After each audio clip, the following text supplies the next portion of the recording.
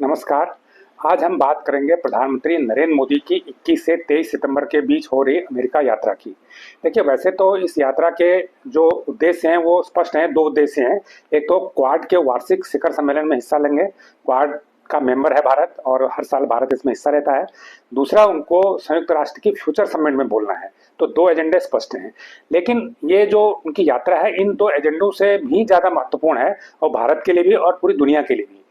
पहली बात तो यह है कि ये कहा जा रहा है कि प्रधानमंत्री नरेंद्र मोदी जब अमेरिका जाएंगे और जो बाइडेन से उनकी वन टू वन मुलाकात होगी, तो क्या इसमें रूस और यूक्रेन के युद्ध को रोकने का कोई फॉर्मूला निकल सकता है, या जो बातचीत उस दिशा में चल रही है वो आगे बढ़ सकती है। देखिए, आपको याद होगा कि पहले प्रधानमंत्री नरेंद्र मोदी जुलाई में रसिया गए थे, पुतिन से मिल के आए थे।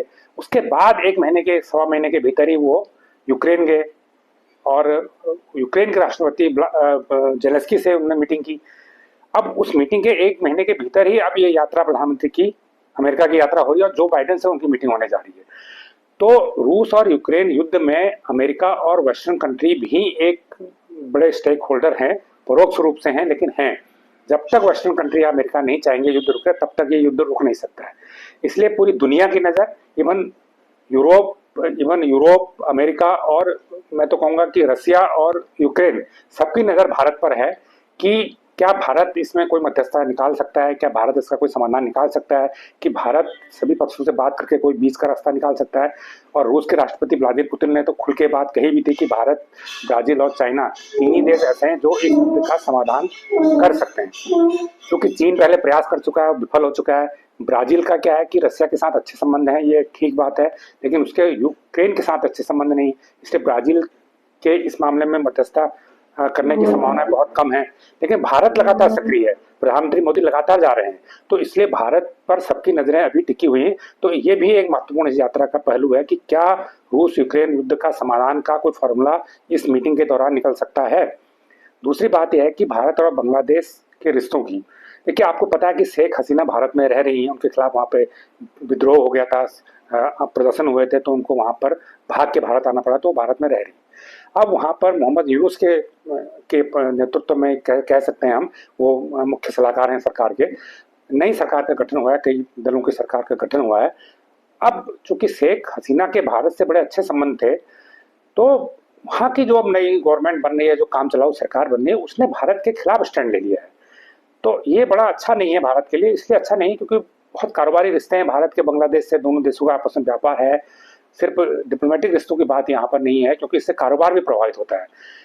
तो वहाँ से शेख हसीना को वापस भेजने की मांग की जा रही है भारत से। अब भारत के लिए दुविधा की स्थिति है कि कैसे एक जो उनकी मित्र रही है, एक हमारे देश की मित्र रही है, उनको हम इस स्थिति में वहाँ भेजें नहीं भेजें, इसमें क्या लॉज हैं, क्या संधियां हैं, वो सब देखनी पड़ेंगी। बहरहाल शेख हसीना आज की डेट में यहाँ रह रही है और बांग्लादेश आता है उनको वापस भेजें। बांग्लादेश ने कई उन समझौतों का रिव्यू भी करना शुरू कर दिया जो शेख हसीना के कार्यकाल में भारत के साथ हुए थे। उसमें बिजली की खरीद का समझौता भी शामिल है। ऐसे में भारत ये चाह रहा है कि जो डिप्लोमेसी पटरी से उतरती हुई दिख रही है भारत और बांग्लादेश के बीच में, उसे नॉर्मल किया जाए। इसलिए ये माना जा रहा है कि प्रधानमंत्री नरेंद्र मोदी की बांग्लादेश के सरकार के मुख्य सलाहकार जो है मोहम्मद यूनुस, उनसे भी वहाँ पर वन टू वन मुलाकात हो सकती है। अभी वो तय तो नहीं हुई, लेकिन मुलाकात होने की संभावनाएं हैं, क्योंकि 3-4 दिन इसका समय है। तो ये मुलाकात अगर होती है तो जो तलखी दोनों देशों के रिश्तों में आई है, वो तलखी बेहतर हो सकती है, वो तलखी खत्म हो सकती है। और सरकारें बदलती रहती हैं, नेता बदलते रहते हैं, लेकिन देशों के रिश्ते आपस में बने रहते हैं, तो उस चीज़ को सामान्य करने की कोशिश इसमें होगी। इस दृष्टि से भी पीएम की यात्रा बेहद महत्वपूर्ण है। तीसरा विषय है कि राष्ट्रपति में अमेरिका में राष्ट्रपति के चुनाव हो रहे हैं। अब वहाँ पर डोनाल्ड ट्रंप जो पहले राष्ट्रपति थे वो फिर से मैदान में है। उधर जो बाइडेन की पार्टी से कमला हैरिस जो अभी उपराष्ट्रपति हैं, वो भी मैदान में है। तो प्रधानमंत्री इन दोनों नेताओं से अलग अलग मुलाकात भी कर सकते हैं।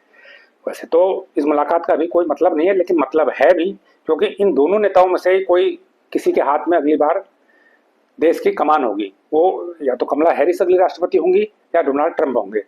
तो अमेरिका एक महत्वपूर्ण देश है और भारत अपनी केमिस्ट्री हमेशा अमेरिका के साथ अच्छी बनाए रखना चाहता है।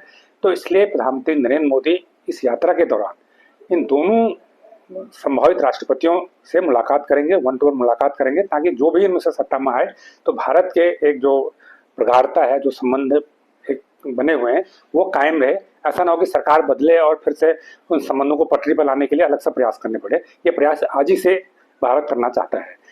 चौथा है कि देखिए, भारत हमेशा ग्लोबल साउथ के देशों की आवाज़ उठा रहा है। ग्लोबल साउथ में बहुत सारे देश हैं, अफ्रीकन कंट्री के देश हैं, लैटिन अमेरिकी देश हैं, कुछ पूर्वी एशिया के देश भी हैं, छोटे छोटे कंट्री जिनकी आवाज़ नहीं सुनी जाती है, जिनकी ज़रूरतें कुछ अलग हैं। भारत की ज़रूरत अलग है, इन देशों की छोटे छोटे रिक्वायरमेंट अलग है। स्वास्थ्य, क्लाइमेट चेंज, इनसे रिलेटेड इशू यहाँ पर बहुत गंभीर हैं। तो इन देशों की आवाज़ कोई नहीं उठाता है, इन देशों की आवाज़ भारत उठा रहा है, लगातार उठा रहा है। और आपको याद होगा, जब भारत ने G20 सम्मेलन पिछले साल देश में किया था, तो उसने अफ्रीकी यूनियन को G20 की मेंबरशिप भी दिलाई थी। तो इसके अलावा भारत एक जो ग्लोबल साउथ के देशों का एक कॉन्फ्रेंस जो कराता है, 2-3 सम्मेलन उसके हो चुके हैं और आगे भी होंगे। तो भारत ग्लोबल साउथ के देशों की आवाज़ उठा रहा है। और जो फ्यूचर समिट होगी, ये माना जा रहा है कि प्रधानमंत्री नरेंद्र मोदी उसमें जो ग्लोबल साउथ के देश हैं उनसे जुड़े मुद्दों को भी फ्यूचर समिट में उठाएंगे।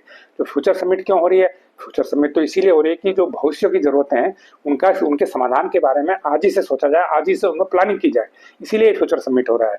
तो जो छोटे देश हैं, जो ग्लोबल साउथ के देश हैं, वो बहुत ही वल्नरेबल है, उनकी ज़रूरतें कुछ अलग हैं, उनकी चुनौतियाँ अलग हैं।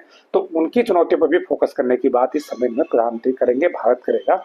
तो ये भी भारत की कूटनीतिक जीत होगी, क्योंकि जितने ज़्यादा देशों को की आवाज़ भारत उठाएगा, वो देश किसी न किसी फोरम पर भारत का समर्थन करेंगे। तो इसलिए भारत के लिए इन देशों की आवाज़ उठाना महत्वपूर्ण है। और ये एक तरह से हमारे जो पड़ोसी देश है, जो चीन है, उसके लिए भी भारत की तरफ से एक संदेश